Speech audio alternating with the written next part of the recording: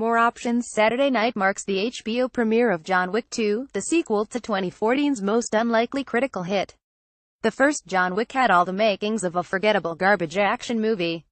One of those makings, frankly, was the presence of Keanu Reeves. Despite being one of Hollywood's most venerable leading men and strongest brands, the days when Keanu's presence was a reliable indicator of a film's quality were a very long time ago. Let's take a look. With a little help from Rotten Tomatoes, 19,871,991, this is easily Keanu's strongest era, though also, it should be noted, the era when he was least often the driving force of a movie.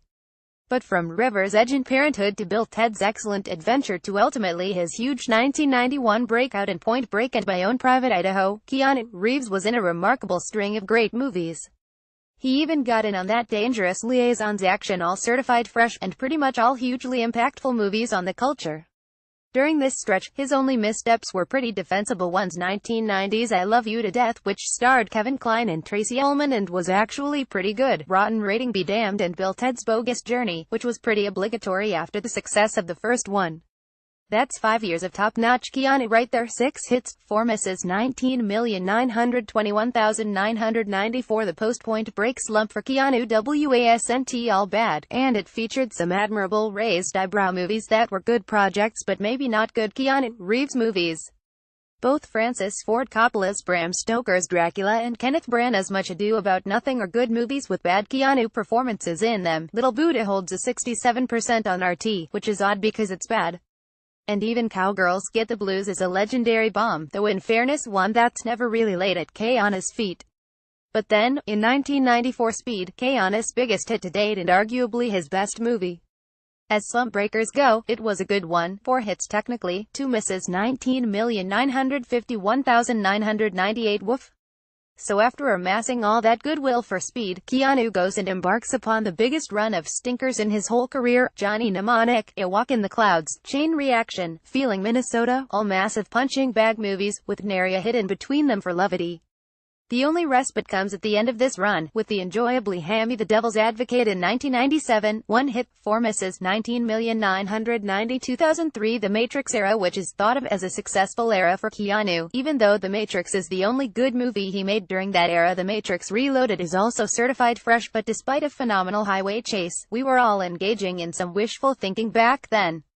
The first Matrix in 1999 was a huge slump breaker, though, and put him another decade in the business at least. Still, in the immediate aftermath of The Matrix, Keanu made The Replacements 41%, The Watcher 10%, The Gift 57%, Sweet November 16%, and Hardball 39%. And then in 2003 came the 2 Matrix sequels, Whoops, plus a small supporting role in the well-reviewed Nancy Meyers movie Something's Gotta Give. 3 hits, 6 misses. 20,042,012. The films start to get more sparse during this stretch, and the successes are harder to come by. Constantine is actually underrated at 46%, but otherwise, fresh indies like Thumbsucker, A Scanner Darkly, and The Private Lives of Pippa Lee don't really move the needle past duds like Street Kings, The Day the Earth Stood Still, or The Lake House.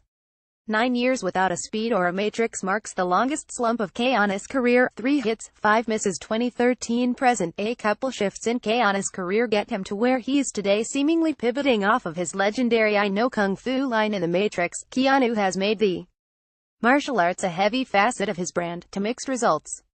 He's also still fond of taking small roles in small movies, to the bone. The Neon Demon, again to mixed results. 4 hits, 6 misses. Truly, the only consistent success in the last decade plus of Keanu Reeves' career has been John Wick.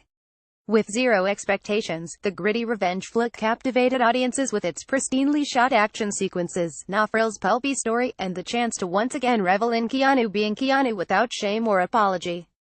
With John Wick 2, Keanu came back with not only his first successful sequel, but a sequel that got better reviews than its original, at least according to RT's metric, 89% to 85%.